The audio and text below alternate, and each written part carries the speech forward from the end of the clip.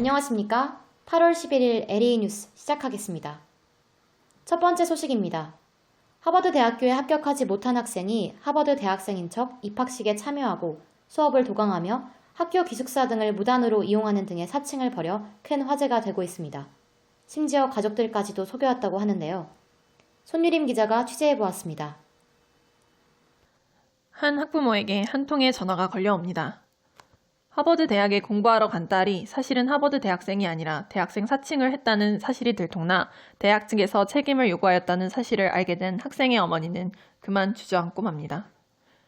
이 학생은 무려 12개월간 하버드 대학에서 대학생 사칭을 하였으며 입학식에 참가하는 것부터 시작하여 학교 기숙사를 무단으로 사용하기까지 하였다고 합니다. 이 학생은 왜 이러한 행동을 보이게 된 것일까요? 이는 현재 장면을 통해 알 수 있습니다. 이 상황을 알게 된 학생의 아버지가 그렇게 행동한 이유를 묻자 학생은 아빠가 실망할까봐 아빠를 기쁘게 해주고 싶어서 그랬어 라고 대답합니다. 이어 학생은 피라미드 꼭대기에 올라가야 한다고 허구한 날 말하는 아빠인데 사실대로 말하면 어떻게 됐겠어? 그냥 나로는 만족을 못했잖아. 아빠는 B를 받아오면 목소리부터 달라졌잖아. 공부 잘하는 자식만 자식인 것처럼 생각되게 만들었잖아 라며 울분을 터뜨렸습니다.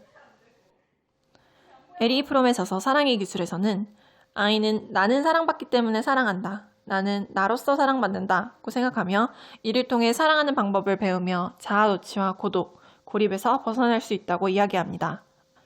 이 학생의 말을 통해 해당 학생은 어릴 때부터 자신의 존재 자체로 온전히 사랑받지 못하였고 이 때문에 괴로워했음을 유추해 볼 수 있습니다.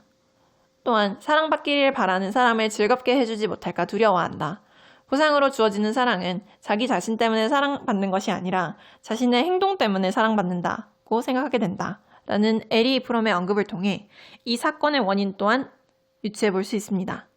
이 사건은 부모에게 사랑받고자 사칭을 하게 된 사랑을 잃을까 두려워하는 마음이 만들어낸 무시무시한 결과라고 볼 수 있으리라 여겨집니다. 손유림 기자였습니다. 가족 간의 얼굴을 붉히는 일은 이뿐만이 아닙니다. 자신의 잘못을 합리화하려는 것은 부부 사이에서도 발생할 수 있는데요. 김세연 기자가 취재해보았습니다. 고산에 거주 중인 영화감독 이태호 씨는 그의 아내인 가정의학과 전문의 지선우를 배신하고 필라테스 강사인 여다경과 불륜관계가 되었는데요. 이를 알게 된 지선우 씨가 불륜 상대인 여다경의 가족들에게 사실을 폭로하며 두 사람은 감정의 골이 더욱 깊어진 모습입니다. 서로 언쟁을 벌이다 이태호 씨는 사랑에 빠진 게 죄는 아니라고 망언을 남발하며 적반하장의 모습을 보이고 있습니다. 그렇다면 남녀 간의 사랑에 빠진다는 것은 무엇을 의미하며 부부 간의 신뢰는 정확히 무엇을 바탕으로 하고 있는 것일까요? 독일의 심리학자이자 저명한 대학 교수인 에리 프롬은 본인의 저서 사랑의 기술에서 다음과 같이 말합니다. 모든 형태의 친밀감은 시간이 지남에 따라 점점 희박해지는 경향이 있다. 만일 사랑이 감정일 뿐이라면 영원히 서로 사랑하는 것을 약속할 근거는 없을 것이다. 이해가 될 것 같으면서도 잘 모르겠는 문장인데요. 프롬은 영원할 것 같이 느껴지는 사랑은 있을 수 있지만 정작 감정만으로 지속되는 사랑은 없다고 말합니다. 특히 부부 사이에는 더더욱 그런 감정만으로는 평생을 함께하기 힘들겠지요. 프롬은 사랑이란 철저하게 의지와 위임의 행위라고 봅니다. 즉, 정리를 해보자면 이태호 씨의 사랑에 빠진 게 죄는 아니다 라는 말은 우리가 상식적으로 알고 있는 부부간의 신뢰를 무시하는 발언임과 동시에 사랑을 감정뿐인 것만으로 취급하고 아내인 지선우와 살아갈 의지를 버렸다는 말과도 일맥상통합니다. 잘생기면 다인 건지 정말 실망스럽습니다. 지금까지 LA 뉴스 김세연이었습니다. 이어서 다음 소식 전해드리겠습니다. Love yourself 라는 말이 여러 소셜 커뮤니티에서 유행하고 있는데요. 자신을 사랑하라 라는 것이 정확히 무엇인지 어떤 것인지에 대하여 아펠스 유니버시티 심리학 손무림 교수님을 모셨습니다. 김세연 기자입니다.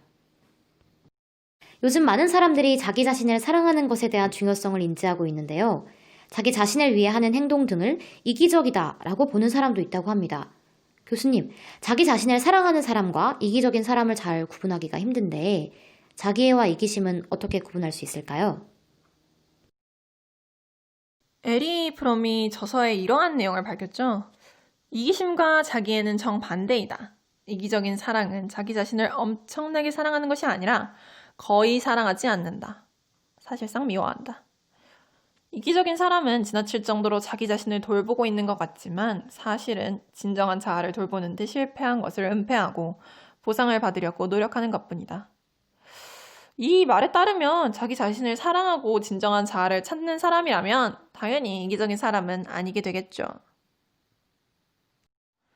방금 인터뷰에서 손무림 교수님께서 에리 프롬의 사랑의 기술의 책과 관련하여 대답해 주셨는데요. 저희가 이 책의 저자인 에리 프롬의 손녀분인 세리 프롬 씨를 어렵게 모셨습니다. 저희 증조할아버지의 책을 저도 반강제로 읽어보았습니다. 그런데 전혀 모르겠더군요. 뭐 이렇게 어려운 걸 쓰셨는지 정말 모르겠어서 책을 찢어버릴 뻔했어요. 한국의 명문대 추천도서라고 하던데 정말 대단한 것 같습니다. 저희 할아버지께서는 도대체 얼마나 공부를 많이 하셨길래 남들은 알아듣지도 못하는 책을 쓰신 걸까 참 궁금했어요. 그런데 이렇게 한국 뉴스에서 사랑의 기술을 이용해 뉴스를 만드신다고 하니 감사하고 영광이네요. 하지만 전 책의 내용은 하나도 모른답니다. 안 읽었거든요. 네, 사실 저희가 이 뉴스에서 중심으로 다룬 사랑의 기술이란 도서는 방금 인터뷰 속 내용처럼 책 내용이 쉽게 이해되는 편은 아닙니다. 하지만 사랑이라는 주제는 공무도화가 동동, 송미인곡부터 오늘 저희가 다룬 스카이캐슬, 부부의 세계까지 고조선 시대부터 고려, 조선 시대를 지나 현재까지의 문화의 중심 소재로 오래도록 쓰일 만큼 우리에게 익숙하고 또 중요한 소재입니다. 진정한 사랑이 무엇인지에 대하여 사랑을 어떻게 실천하면 좋을지 고찰해보고 싶으시다면 에리 프롬의 사랑의 기술 한번 읽어보시는 것도 좋다고 생각합니다. 이상으로 에리 뉴스를 마치도록 하겠습니다. 시청해주신 여러분 감사합니다.